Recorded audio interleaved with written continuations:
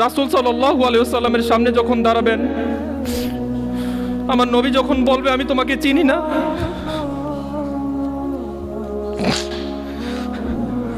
আমি তোমাকে চিনি না, তুমি কে, কোথা থেকে এসেছো, আমি তোমাকে চিনি না।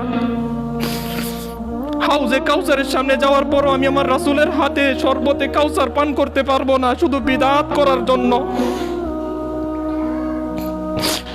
শুধু বিদআত করার জন্য আমি আমার রাসূলের হাতে শরবতে কাউসারের পানি পান করতে পারবো না।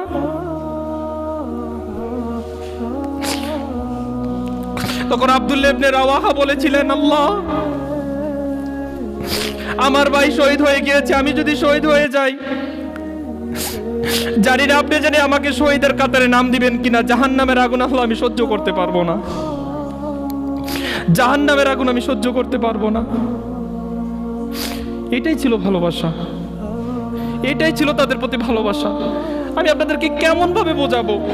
আমি যদি আপনাদেরকে আজকে পারতাম আপনাদেরকে যে আপনারা এই বিদআতি কাজ করেন, আল্লাহর কসম করে বলে আমি জাহান্নামের আগুন সহ্য করতে পারবো না ভাই, আমি জাহান্নামের আগুন সহ্য করতে পারবো না।